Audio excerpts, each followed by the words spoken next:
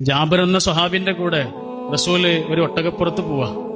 ആ ഒട്ടകം ജാബിറിന്റേതായിരുന്നു. അപ്പോഴാണ് റസൂൽ അറിയുന്നത് അദ്ദേഹത്തിന്റെ കല്യാണം കഴിഞ്ഞു വന്നു.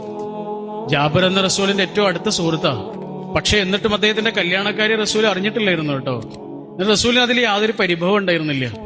റസൂൽ അദ്ദേഹത്തോടൊരു ചോദ്യം ചോദിക്കുന്നുണ്ട്, നിങ്ങളുടെ ഈ ഒട്ടകം വിൽക്കണമെന്ന് ചോദിച്ചു. അപ്പൊ ജാബിർ റളിയല്ലാഹു അൻഹു പറയാം, ഈ ഒട്ടകം എന്തിനാ റസൂലിന്? ഇത് പ്രായമേറെയുള്ള ഒരു ഒട്ടകമാണ്. അപ്പൊ റസൂൽ അദ്ദേഹത്തോട് ചോദിക്കാണ്, നിങ്ങൾ ഈ ഒട്ടകത്തെ വിൽക്കണോ? ഞാൻ വാങ്ങും. അവസാനം അദ്ദേഹം സമ്മതിച്ചു. ആ കച്ചവടം 40 രൂപയിൽ ഉറപ്പിച്ചു. അങ്ങനെ 40 രൂപയ്ക്ക് വാങ്ങിയ ഒട്ടകവുമായി റസൂൽ മദീനയിലേക്ക് ചെന്ന് ബിലാൽ റളിയല്ലാഹു അൻഹുവിന്റെ അടുത്ത് ചെന്നിട്ട് പറഞ്ഞു, ജാബിറിന് 40 രൂപ കൊടുക്കണം. ഞാൻ ഈ ഒട്ടകത്തെ അദ്ദേഹത്തിന്റെ അടുത്ത് വാങ്ങിയിരുന്നു. പിന്നെ ഈ ഒട്ടകവും കൊടുക്കണം, ഈ ഒട്ടകവും കൊടുക്കണം.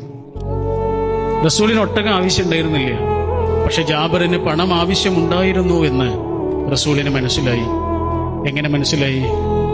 മനുഷ്യന്റെ കണ്ണിൽ നിന്ന് അത് വായിച്ചെടുത്തു.